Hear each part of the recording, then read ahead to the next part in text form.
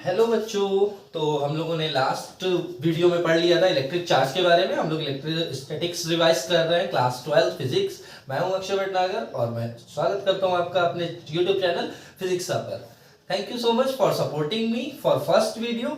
Now it's my second video. Okay, now इस video में हम लोग पढ़ेंगे इलेक्ट्रिक फील्ड के बारे में। हमारा चैप्टर था electric charge and electric fields. ठीक है, तो इलेक्ट्रिक चार्ज के बारे में कंप्लीटली रिवीजन कर लिया और जिन लोगों ने नहीं मेरा वीडियो देखा है तो अभी जाकर के मेरे चैनल में वीडियो को देख सकते हैं। मैं लिंक इस वीडियो के साथ में शेयर कर दूंगा। ठीक है, और इलेक्ट्रिक फील्ड्स से हम स्टार्ट करेंगे। सो चलिए स्टार्ट करते हैं। सो इलेक्ट्रिक फील्ड क्या होती है? ओके, हमें पढ़ना है इलेक्ट्रिक फील्ड के बारे में। इलेक्ट्रिक फील्ड हमारा टॉपिक है, यहीं से हम आज की वीडियो को स्टार्ट करेंगे। Electric field. Now electric field क्या होती है? तो जैसे कि बच्चों क्या होता है, जैसे कि मैग्नेटिक फील्ड, वो भी अभी आप लोगों ने पढ़ा नहीं है, 10th में पढ़ा होगा तो थोड़ा बहुत ध्यान होगा, और रिवीजन कर रहे हैं तो शायद पता हो। जैसे मैग्नेटिक फील्ड होती है, मैग्नेट के आसपास का वो रीजन जिस रीजन में वो दूसरे किसी आने वाले आयरन ऑब्जेक्ट को अट्रैक्ट कर सकता है, उस रीजन को हम क्या बोलते हैं? Magnetic field of that magnet. Same as in electric charge, मैंने कल आप लोगों को बताया था इलेक्ट्रिक चार्ज के अंदर भी फिनोमिना होता है रिपल्सन और अट्रैक्शन का। अगर सेम चार्ज है तो वो रिपल करेंगे और अपोजिट चार्ज है तो वो एक दूसरे को अट्रैक्ट करेंगे। सेम एज अगर हमारे पास में कोई भी एक चार्ज है Q, तो इसके आसपास का वो रीजन, ओके, मान लीजिए रीजन है, ठीक है, आसपास का वो रीजन जिस रीजन में आने वाले किसी भी चार्ज को, पॉजिटिव चार्ज हो चाहे निगेटिव चार्ज हो, ठीक है, चाहे पॉजिटिव चार्ज हो चाहे निगेटिव, अगर पॉजिटिव चार्ज है तो ये इसको रिपेल करना स्टार्ट कर देगा, अगर निगेटिव चार्ज है तो ये इसको अट्रैक्ट करना स्टार्ट कर देगा। मींस एक फोर्स इसके ऊपर लगाने लगेगा। ठीक है, so we can say that region in which a charge attracted और distracted another charge will known as electric field of that charge. Is it clear ना? समझ में आ गया होगा। अगर हमारे पास कोई चार्ज है तो इसके आसपास का कुछ रीजन होगा जिस रीजन में वो आने वाले किसी भी पॉजिटिव चार्ज और निगेटिव चार्ज पर एक फोर्स लगाएगा। किस टाइप का फोर्स लगाएगा? इलेक्ट्रोस्टैटिक फोर्स लगाएगा। ठीक है, अगर इस रीजन के बाहर हम कोई पॉजिटिव चार्ज रखें तो ये रिपल नहीं करेगा, निगेटिव चार्ज करें तो ये अट्रैक्ट नहीं करेगा। इट मींस इसका एक दायरा है, एक इसकी लिमिटेशन है, एक रीजन है जिसमें ये आने वाले पॉजिटिव चार्ज और निगेटिव चार्ज के ऊपर फोर्स लगाता है। That region will be known as electric field of charge. समझ में आ गया? बहुत सिंपल सी डेफिनेशन है, लिख लेंगे अपने आप। तो हम लोग रिवाइज कर रहे हैं तो लिखा पहले से ही होगा आप लोगों के पास में। ठीक है, रीजन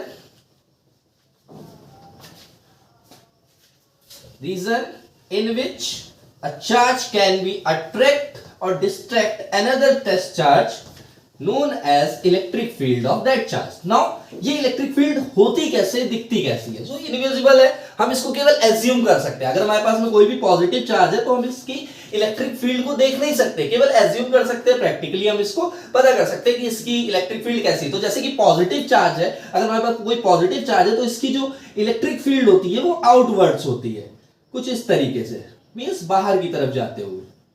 ठीक, सेम एज अगर हमारे पास में कोई निगेटिव चार्ज है तो निगेटिव चार्ज की जो इलेक्ट्रिक फील्ड होती है वो इनवर्ड्स होती है, कुछ इस तरीके से अंदर की तरफ आते हुए। Same as, understand? Simple. Negative charge की electric field inwards, positive charge की electric field outwards. Now if we put two positive charge same together, if two negative charge together, then have a electric field will be happen like I will explain. अगर हम दो positive charge एक साथ रखते हैं, दो negative charge एक साथ रखते हैं तो इलेक्ट्रिक फील्ड कैसी दिखाई देगी? ठीक है, और एक जैसे रखते हैं तो कैसी दिखाई देगी? हमको पता है फिनोमिना, अगर हम दो पॉजिटिव चार्ज एक पास रखेंगे तो ये दोनों पॉजिटिव चार्ज एक दूसरे को रिपल करेंगे, तो इनकी इलेक्ट्रिक फील्ड कुछ इस तरीके से होगी।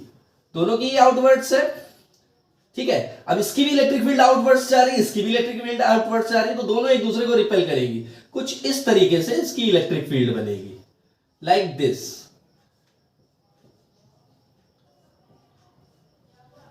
समझ में आ गया कैसी होती है इलेक्ट्रिक फील्ड? और इलेक्ट्रिक फील्ड बोला किसे जाता है? सेम निगेटिव होंगे तो सेम इलेक्ट्रिक फील्ड बनेगी। Is it clear? अगर से अपोजिट है, अपोजिट का फिनोमिना हमने कल पढ़ी थी प्रॉपर्टी, अगर अपोजिट चार्ज है तो इनकी इलेक्ट्रिक फील्ड एक दूसरे में कंबाइन हो जाएगी, because positive charge have electric field outwards and negative charge inwards. तो नेगेटिव चार्ज की इनवर्ड्स है तो ये कंबाइन हो जाएगी ऐसे, ठीक है, जो भी जा रही है वो इनवर्ड्स कुछ इस तरीके से फॉलो करेगी। सिंपल, समझ में आ गया। Electric field of charge. What is electric field of charge? A region around the charge in which that particular charge attracted or repel another charge known as electric field. तो electric field समझ में आ गया। Now electric field को हम represent किस symbol से करते हैं? सबसे पहले हम किसी भी क्वांटिटी को अगर पढ़ रहे हैं तो उसके बारे में किस सिंबल से रिप्रेजेंट करते हैं, यूनिट क्या होगी, कैलकुलेट कैसे करेंगे, ये सब चीजें हमको इसमें पढ़नी होती है। तो इलेक्ट्रिक फील्ड जो है सिंपली रिप्रेजेंट की जाती है ई से, और ये वेक्टर क्वांटिटी है तो हम ई वेक्टर से भी रिप्रेजेंट करते हैं। ओके, और इलेक्ट्रिक फील्ड को निकालने का फॉर्मूला क्या होता है? सिंपल, इलेक्ट्रिक फील्ड को निकालने का फॉर्मूला है force upon unit charge, test charge. Okay, force is also a vector quantity and that is the formula for finding electric field. Electric field is equals to force upon charge. Now इसको हम derivative भी करेंगे इस video में, कैसे हमने ये formula calculate किया। तो थोड़ा सा समझ लेते हैं। सपोज हमारे पास में कोई चार्ज Q है, प्लस Q हमारे पास चार्ज है और इसकी ये इलेक्ट्रिक फील्ड है कर, ठीक है, आउटवर्ड्स इसकी इलेक्ट्रिक फील्ड है। अब इसकी इलेक्ट्रिक फील्ड में हम कोई एक टेस्ट चार्ज ले आते हैं, कोई हम टेस्ट चार्ज ले आए जिसका Q0, हमेशा टेस्ट चार्ज हम क्या लेते हैं? Q0 लेते हैं, ठीक है। तो हम कोई चार्ज ले आए Q। अब जैसे ही इसकी इलेक्ट्रिक फील्ड में कोई Q चार्ज आएगा, एक इलेक्ट्रोस्टैटिक फोर्स इस चार्ज के द्वारा इसके ऊपर लगाया जाएगा, ठीक है। Electrostatic force act between both the charges. If it is positive, either it is positive और इट इज नेगेटिव, पॉजिटिव हो या नेगेटिव, इलेक्ट्रोस्टैटिक फोर्स इसके ऊपर लगेगा। डायरेक्शन क्या होगी? अगर पॉजिटिव है दोनों अपोजिट डायरेक्शन होगी, अगर नेगेटिव है तो सेम डायरेक्शन। ओके, नाउ अब ये जो हमने टेस्ट चार्ज लिया, इसकी खुद की कोई इलेक्ट्रिक फील्ड नहीं होती। अगर इसकी खुद की इलेक्ट्रिक फील्ड होगी तो ये भी इसके पास में आएगा ही नहीं, हम इसकी इलेक्ट्रिक फील्ड में इस चार्ज को ला ही नहीं सकते अगर इसकी खुद की इलेक्ट्रिक फील्ड है पॉजिटिव है। नाउ अब जो फोर्स लग रहा है दोनों के बीच में F और Q चार्ज लगा रहा है, इसलिए electric field is equals to force acted divided by charge, ठीक, force acted per unit charge. So simple, समझ में आ गया। Electric field is equals to force upon charge. Force upon charge, force upon charge से हम इसकी unit भी निकाल सकते हैं। हमको यूनिट भी पढ़नी क्या होती है इलेक्ट्रिक फील्ड की, तो unit of electric field is equals to force की यूनिट न्यूटन, ठीक है, चार्ज की यूनिट कूलम, न्यूटन पर कूलम, या हम ऐसे लिख सकते हैं एनसी माइनस इनवर्स। समझ में आ गया? यूनिट क्या होती है इलेक्ट्रिक फील्ड की? न्यूटन पर कूलम, सिंपल। ओके, नाउ अब हम इसका डेरिवेशन पढ़ेंगे, कैसे हम इसको कैलकुलेट कर सकते हैं। लेट अस कंसीडर, हमने मान लिया हमारे पास में कोई चार्ज Q है और उसकी इलेक्ट्रिक फील्ड में हम कोई टेस्ट चार्ज Q0 लेकर के आ रहा है, ठीक है। हमने कोई चार्ज लिया, इलेक्ट्रिक फील्ड निकाल रहा है, कैलकुलेट कर रहा है। तो कोई चार्ज हमारे पास में Q है, सपोज कोई Q चार्ज है और इसकी इलेक्ट्रिक फील्ड में हम कोई टेस्ट चार्ज Q0 लेकर के आए। तो जब हम Q0 लेकर के आएंगे तो फॉर्मूला क्या बनता है? Force upon Q0, simple. Now दोनों की distance, let us consider distance between both R हमने दोनों के बीच की डिस्टेंस ले ली। लास्ट वीडियो में मैंने पढ़ा था Coulomb's law. So by using Coulomb's law we can find out how much electrostatic force act between both Q and Q0. How much? K Q1 Q2 upon R square. It is from Coulomb's law. So we will put here by from Coulomb's law K Q1 और Q0 हमारा Q2 क्या है? Q0, तो हम इसको Q0 रख देंगे upon R square and upon Q0 जो हमारा था। Simple. Now Q0 will be cancel goes out. तो सिंपल Q0 पे डिपेंड नहीं कर रही है इलेक्ट्रिक फील्ड, किस पे डिपेंड कर रही है? जो चार्ज है उसके ऊपर डिपेंड कर रही है। So electric field of any charge will be KQ upon R square. Simple, छोटा सा डेरिवेशन समझ में आ गया होगा। ये हमारा कहां से है? कूलम्स लॉ से आया।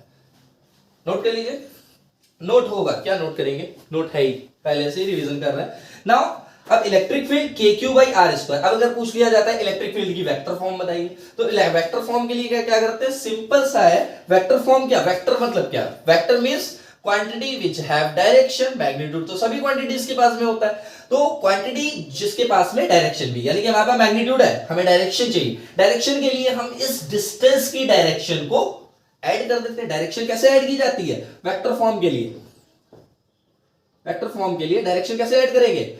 ई vector is equals to K Q upon R square, और हम इसका यूनिट वेक्टर और जोड़ देते हैं, वन तो मल्टीप्लाई में होता है ना सबके, तो आर का यूनिट वेक्टर। और यूनिट वेक्टर निकालने का फॉर्मूला हम लोग पढ़े हैं, मैथ में भी पढ़े हैं, जो बायोलॉजी वाले स्टूडेंट है याद कर ले, यूनिट वेक्टर निकालने का फॉर्मूला होता है R upon magnitude of R. Simple, vector R upon magnitude of R, it's a formula for finding unit vector. किसी भी हमें वेक्टर का यूनिट वेक्टर फाइंड करना है, vector upon magnitude of vector या मॉड ऑफ वेक्टर, ठीक है। रख दो यहाँ पे, क्या हो जाएगा? के क्यू अपॉन आर स्क्वायर, इसकी जगह पे हम क्या रख देंगे? R vector upon magnitude of R, so it will be R cube, तो K Q by are cube, और यहाँ पे ये हमारा आर वेक्टर। ये हो गई वेक्टर फॉर्म इलेक्ट्रिक फील्ड की, नोट कर लीजिए।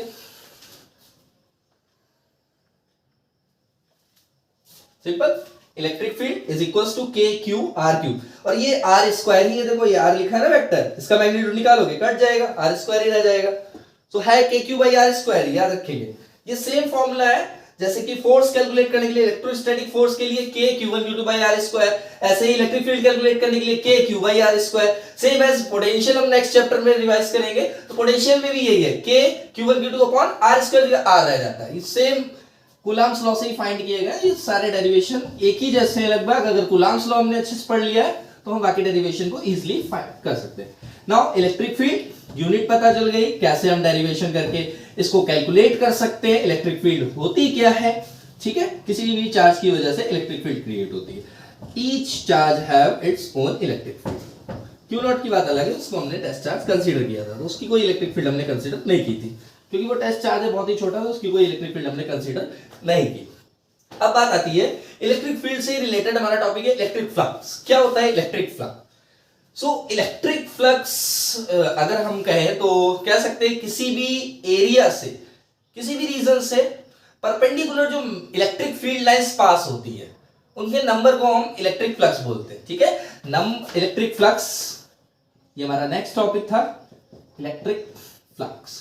इसको रिप्रेजेंट किससे करते हैं? फाई से, ग्रीक लेटर है, फाई से रिप्रेजेंट किया है, तो फाई ई लगा देते हैं। इलेक्ट्रिक फ्लक्स है, मैग्नेटिक फ्लक्स होता तो वहां पे हम यहाँ पे एम लगा देते, इससे मतलब बी लगा देते, तो हमें पता चल जाता कि हाँ ये इलेक्ट्रिक फ्लक्स है, ई लगा हुआ है, बी लगा है, तो ये मैग्नेटिक फ्लक्स है। बी हमारी मैग्नेटिक फील्ड की रिप्रेजेंटेशन सिंबल है। नाउ इलेक्ट्रिक फ्लक्स होता क्या है? इलेक्ट्रिक फ्लक्स है number of perpendicular lines, number of perpendicular lines passing, number of perpendicular electric field lines, okay, number of perpendicular field lines या electric field lines. Definition लिखी होगी, passing through area या given area is known as electric fields of that particular area, ठीक है। मान लिया हमारे पास में कोई एरिया है, ये एरिया है, ठीक है, इससे जितनी भी नंबर ऑफ परपेंडिकुलर लाइंस जाएंगी, परपेंडिकुलर ध्यान रखिएगा, परपेंडिकुलर होनी चाहिए, ये जो हमारे है एरिया के ऊपर परपेंडिकुलर होनी चाहिए। अगर एरिया के ऊपर परपेंडिकुलर है, then that number of electric field lines will be known as electric flux. Simple, suppose जैसे कि हमने कोई पेपर लिया, जस्ट अ वेट, ये हमारे पास पेपर है, ठीक है, इलेक्ट्रिक फील्ड लाइंस इधर से जा रही थी, ये इलेक्ट्रिक फील्ड लाइंस जा रही थी, तो ये इलेक्ट्रिक फील्ड लाइंस इस पेपर से जब पास ऑन होंगी, उधर परपेंडिकुलरली पास ऑन होंगी, 3D में समझिएगा, परपेंडिकुलरली पास ऑन होगी, तो परपेंडिकुलर जो भी इलेक्ट्रिक फील्ड लाइंस इसके पास थ्रू होगी, तो इस एरिया का इलेक्ट्रिक फ्लक्स बोला जाएगा। जो परपेंडिकुलर नहीं है वो इलेक्ट्रिक फ्लक्स में नहीं काउंट होगी। Same as in magnetic flux, magnetic flux में हम लोग फिर से एक बार रिवाइज करेंगे तो क्लियर हो जाएगा। इलेक्ट्रिक फ्लक्स होता क्या है, सिंबल क्यों, और इसको हम फाइंड कैसे करते हैं, तो फाइंड करने के लिए इसका फॉर्मूला होता है इलेक्ट्रिक फ्लक्स का, electric flux is equals to, electric flux is equals to electric field, number of electric field ना, इलेक्ट्रिक फील्ड इनटू एरिया, ठीक है। और इलेक्ट्रिक फ्लक्स क्या है? नंबर है। Number means scalar quantity. ये ध्यान रखिएगा फिजिक्स में, स्केलर क्वांटिटी। जब भी हम कोई दो वेक्टर, पहले तो हम समझते एरिया क्या है। Area is a vector quantity. इसकी भी खुद की डायरेक्शन होती है। क्या डायरेक्शन होती है? किसी भी एरिया की डायरेक्शन परपेंडिकुलर आउटवर्ड्स या परपेंडिकुलर डाउनवर्ड्स होती है, ठीक है। पहली बार पता चला होगा, एरिया वेक्टर क्वांटिटी होती है, ठीक। एरिया वेक्टर क्वांटिटी है, इलेक्ट्रिक फील्ड वेक्टर क्वांटिटी है। जब हम कोई भी दो वेक्टर क्वांटिटी का प्रोडक्ट निकालेंगे और वो हमें कैसा मिल रहा है? स्केलर मिल रहा है। It means which type of product it is a scalar product. Is it clear? Means dot product. मतलब जब हम कोई भी वेक्टर क्वांटिटीज का मल्टीप्लाई कर रहे हैं, डॉट प्रोडक्ट निकाल रहे हैं, प्रोडक्ट हमें स्केलर मिल रहा है, means that type of product scalar product या डॉट प्रोडक्ट। यानी कि ये क्या लिखा हुआ है? Electric vector dot A vector, area vector. Clear? यानी कि इसको हम अगर ओपन करें तो ये क्या हो जाएगा? Electric field, electric flux is equals to magnitude of electric field, magnitude of area vector cos theta. What is theta here? Where theta is angle between, where theta is angle between electric field lines and, अभी हम लोग देखेंगे इसको कैसे, and area vector, ठीक है। Area vector और field lines के बीच का एंगल हमारा वो cos थीटा है, ठीक। मैंने अभी बताया कि किसी भी एरिया का वेक्टर उसके परपेंडिकुलर आउटवर्ड्स या डाउनवर्ड्स होता है। अब ये हमारा रखा हुआ है ऐसे, तो इसका एरिया वेक्टर क्या होगा? Perpendicular outwards. Magnetic electric field lines कहां जा रही है? परपेंडिकुलर आउटवर्ड्स, दोनों परपेंडिकुलर है एरिया के। Then what is the angle between both? Zero. Is it clear? So अगर हम यहां पे फाइंड करना चाह रहे हैं सेम, एक E मल्टीप्लाई A, और एंगल कैसा बन रहा है? Zero, cos zero. What is the value of cos zero? 1. So we can find out directly if lines are perpendicular, then directly magnetic electric flux will be equals to electric field multiply area vector. अगर perpendicular है, अगर perpendicular नहीं है, then we have to find out how much angle they become. Okay, area के साथ में area vector का तो 90 डिग्री रहेगा। अगर हमारी कोई लाइन 30 डिग्री से जा रही है, ध्यान से समझिएगा, अगर 30 डिग्री से कोई इलेक्ट्रिक फील्ड लाइंस जा रही है, मान लिया कोई इलेक्ट्रिक फील्ड लाइंस ऐसे जा रही है जो कि 30 डिग्री का एंगल बनाते हुए जा रही है, किसके साथ? एरिया वेक्टर के साथ 30 डिग्री है, then we will use cos 30। और अगर न्यूमेरिकल प्रॉब्लम्स में कभी-कभी दे देते हैं एरिया के साथ में 30 डिग्री, अगर एरिया के साथ में 30 डिग्री, समझिएगा ध्यान से, ये एरिया है, ठीक है, ये लाइन गई और एरिया के साथ में कितने एंगल बना के गई है? 30 degree. So that is angle between area and electric field line. So we will not put here cos 30 here, cos 30 we will put here. Find out if we put here perpendicular, now it is a perpendicular, as we know area vector is a perpendicular, 90 degree है और ये 30 degree से जा रही है, तो how much angle between area vector and electric field? 60 degree. So we will put here 60 because theta is angle between field lines and area vector, not area and field lines. ध्यान रखिएगा इस चीज को। समझ में आ गया? इलेक्ट्रिक फ्लक्स क्या होता है? फाई से रिप्रेजेंट करते हैं। फाइंड करने के लिए formula electric field dot area vector, ठीक है। डॉट प्रोडक्ट, अगर डॉट प्रोडक्ट खोलेंगे स्केलर प्रोडक्ट, क्यों हमने यहाँ पे डॉट प्रोडक्ट लिया है? क्योंकि दोनों का प्रोडक्ट हमें क्या दे रहा है? Scalar quantity. So dot product we will use electric field into area cos theta. अगर यहाँ पे हमें दोनों का ही प्रोडक्ट वेक्टर मिल रहा होता, then we will use cross product, vector vector sin theta, magnitude of first vector quantity, magnitude of second vector quantities, then we will use sin theta, cross product. ध्यान रखिएगा, कभी भी दो वेक्टर क्वांटिटीज प्रोडक्ट में हमको scalar quantity दे रही है, scalar product open कर दो, और अगर कभी भी हमें दो वेक्टर क्वांटिटीज वेक्टर प्रोडक्ट दे रही है, देन क्रॉस प्रोडक्ट ओपन कर दीजिए, ठीक है। समझ में आ गया होगा? Electric flux. नाउ नोट कर लीजिए,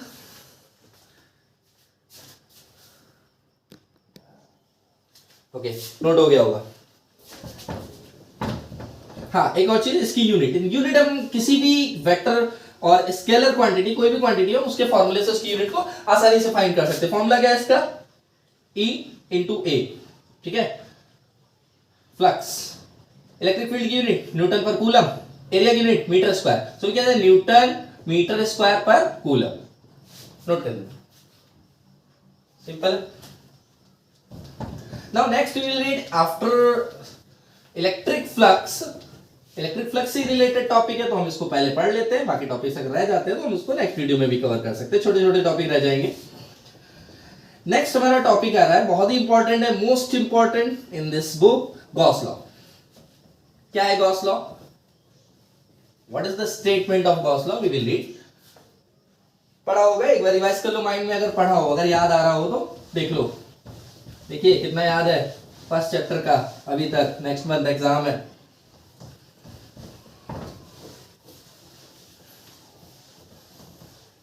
कुछ याद आया?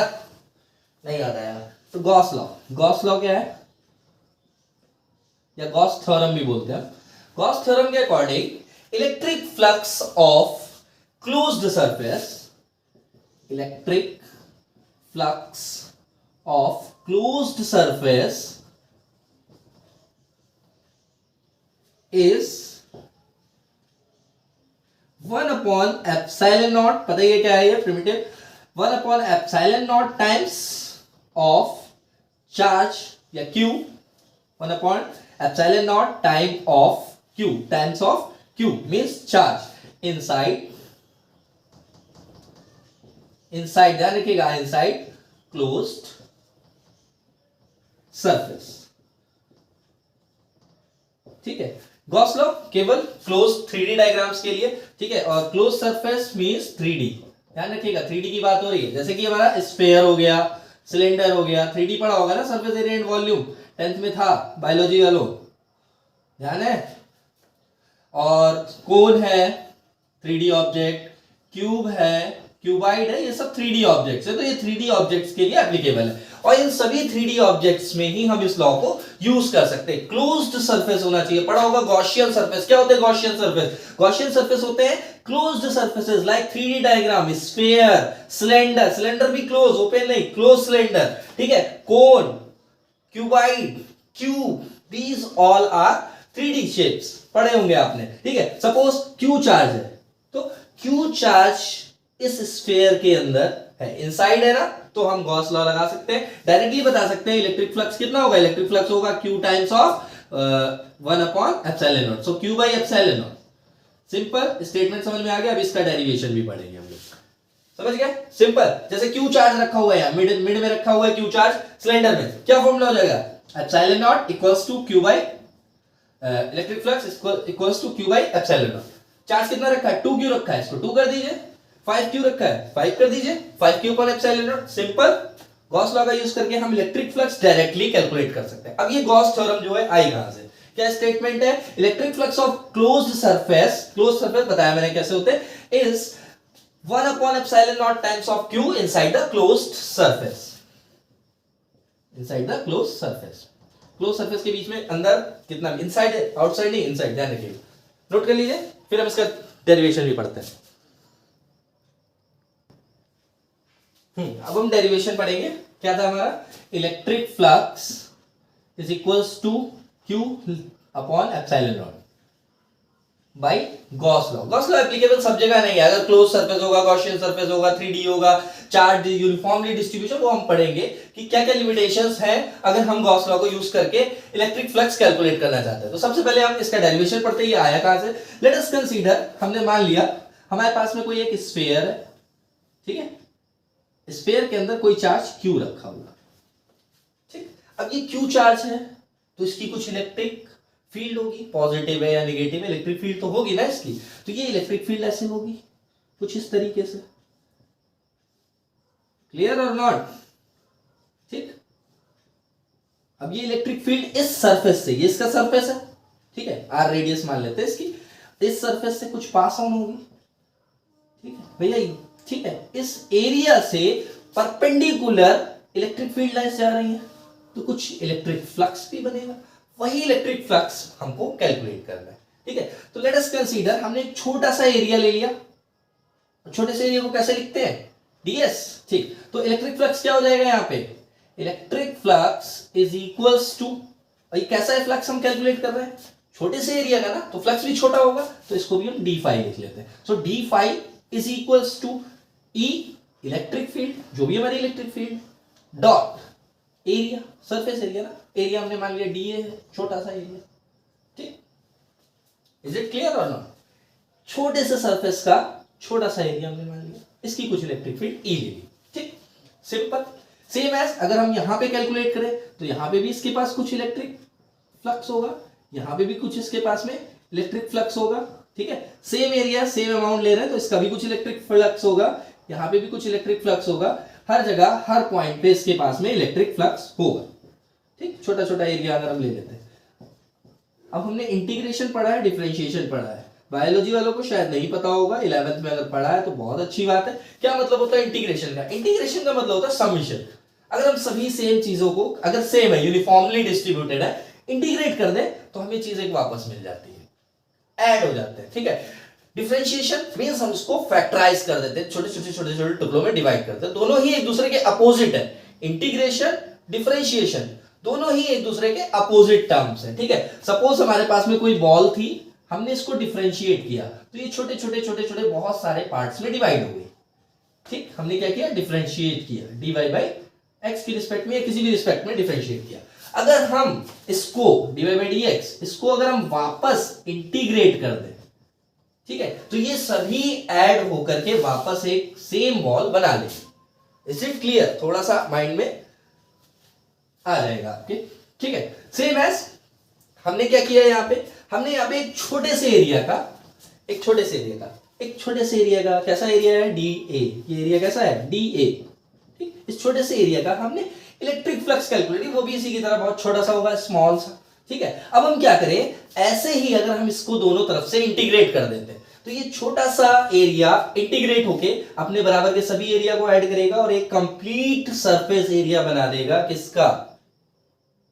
स्फेयर का, ठीक है। तो इंटीग्रेट कर देते, दोनों तरफ हमने इंटीग्रेट किया, D five electric flux electric field dot D A, ठीक है, इंटीग्रेट कर दिया। अब क्या है? चार्ज कैसा है? कांस्टेंट चार्ज है, डिस्ट्रीब्यूट है यूनिफॉर्मली, कांस्टेंट चार्ज है ना, चार्ज तो अंदर का चेंज नहीं हो रहा है, चार्ज चेंज नहीं हो रहा है, देन जो इलेक्ट्रिक फील्ड है वो भी कांस्टेंट रहेगी। अब इलेक्ट्रिक फील्ड कांस्टेंट है क्योंकि चार्ज नहीं चेंज हो रहा है, तो इलेक्ट्रिक फील्ड कांस्टेंट है, और जो कांस्टेंट चीजें होती हैं उनको ना ही डिफरेंशिएट करेंगे ना ही इंटीग्रेट करेंगे। डिफरेंशिएट करने पे कांस्टेंट नंबर 0 देते हैं और इंटीग्रेट करते हैं कांस्टेंट नंबर को इंटीग्रेट करते ही नहीं है, बाहर निकाल दिया जाता है, पढ़ा होगा 11th में इंटीग्रेशन में। बैक ले लो इसको, क्योंकि ये कांस्टेंट है, ध्यान रखना। क्यों हमने लिया? क्योंकि ये कांस्टेंट है, बचा क्या अंदर? एरिया। इसको करेंगे अगर हम इंटीग्रेट, है ना, छोटा सा फ्लक्स है, इंटीग्रेट करेंगे तो पूरे सरफेस एरिया का फ्लक्स आ जाएगा, ठीक है, कैपिटल फाई ई, ठीक है। ई हमारा क्या था? बाहर आ गया था।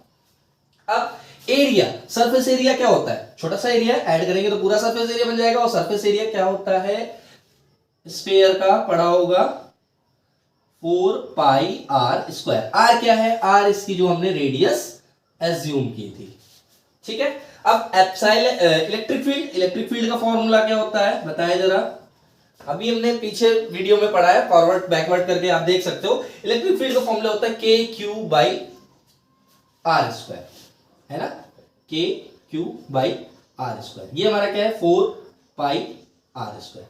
तो यहां पे हमारा आर स्क्वायर कैंसिल हो गया, ठीक, बचा क्या? फ्लक्स इज इक्वल्स टू के क्या? 1/4 पाई एप्सिलॉन नॉट, और ये हमारा Q तो था ही, इंटू 4 पाई कैंसिल, क्या बचा? Q बन जा Q, क्या आ गया? डेरिवेशन कंप्लीट, है ना। तो हम इसको लिख सकते हैं electric flux of Gaussian surface is equals to Q by epsilon naught. Q था, Q हमने जो कंसीडर किया था चार्ज इनसाइड द सरफेस। तो गॉस थ्योरम के अकॉर्डिंग अगर किसी भी गॉसियन सरफेस यानी कि 3D इनक्लोज्ड फिगर के अंदर इनसाइड, आउटसाइड, इनसाइड अगर कोई चार्ज रखा हुआ है तो उस चार्ज की इलेक्ट्रिक फील्ड की वजह से जो फील्ड लाइंस बाहर आएंगी सरफेस के, तो कुछ magnetic flux, electric flux create करेंगी। वो इलेक्ट्रिक फ्लक्स हम डायरेक्टली कैलकुलेट कर सकते हैं गॉस थ्योरम से, Q upon epsilon naught. Q क्या है? जो इनसाइड चार्ज है। सेम स्टेटमेंट ही तो था, है ना। Electric flux of closed surface is equals to 1 upon epsilon naught times charge, Q charge times Q charge inside the Gaussian surface. Simple, समझ में आ गया होगा गॉस लॉ। अब हम इस गॉस लॉ का यूज करके कुछ क्वेश्चन सॉल्व करते हैं, जरा इसको एक बार देख लीजिए।